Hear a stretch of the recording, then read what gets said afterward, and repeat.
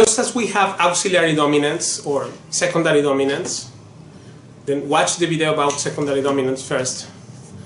But this here will be substitute dominants, which move by a flat second, namely in A minor. If we have A minor, then we are going to G.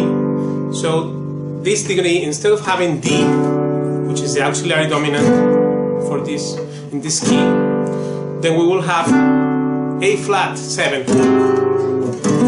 So the progression will sound first, fifth of the flat 7, and then flat 7, fifth of the flat 6,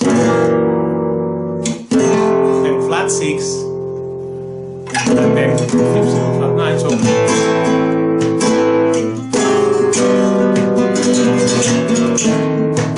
right, instead of this is with the auxiliary dominant, right, and with the substitute dominant, sounds like this.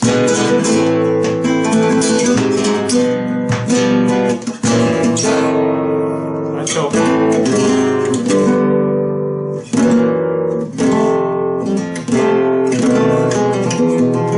the characteristic of these ones is that while the secondary dominants move by fourth ascendant, namely from in this key of A minor I'm explaining, from D to G, right? D, E, F, G moves by fourth ascendant. C, F, C, D, E, F, fourth ascendant. The secondary dominants are located a flat second up to the chord we are going. So if we are going to G, the substitute dominant of this is A flat. It's just half tone up.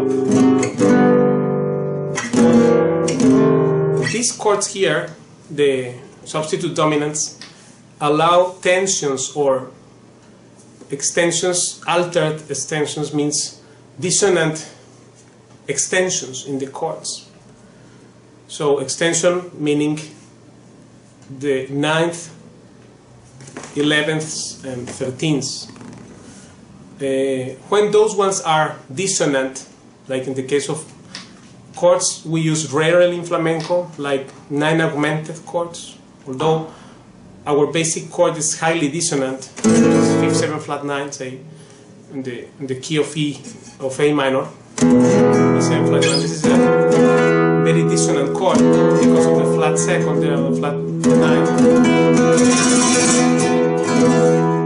This is the aesthetic of flamenco is like that, but the chord with 9 augmented, which in blues or in other music is used a lot, this in flamenco is never used for the 5th, 7th, flat 9. Although melodically, melodies may have G and G sharp, but that's not Phrygian, and that is not a problem, because this is just a melodical description of a chord. Ahora, so therefore, these extensions, altered extensions, we can use it for the substitute dominants. For example, if I pick here A minor, in the secondary dominants, I have a 9th, normal 9th.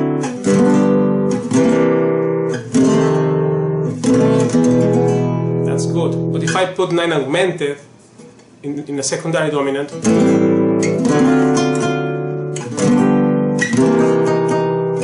I ruin the aesthetics.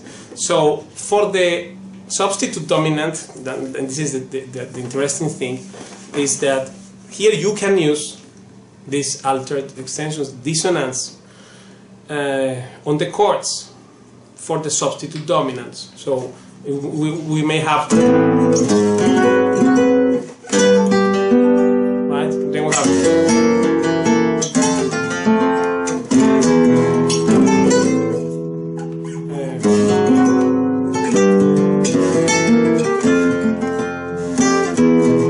then here is,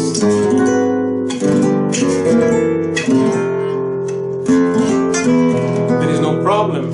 But if I try to do the same with the secondary dominants, right? If I put, then it doesn't sound good. So that is very important, because the scales you are going to play, say if you are playing a solo over some chord changes there, which are secondary dominants, we should know that we have to be careful with the 9 augmented, 11 augmented, these notes here, because any scale which has that, it may sound awkward. So in order to open a door with the key that is for that door, and then be smooth in the process, you need to know these details. So the auxiliary dominants and secondary dominants, also Paco included this into his music, because by the way, before in flamenco, before Paco de Lucia, it was very, very limited and primitive stuff harmonically, and Paco opened this to many more possibilities, and most of the singers nowadays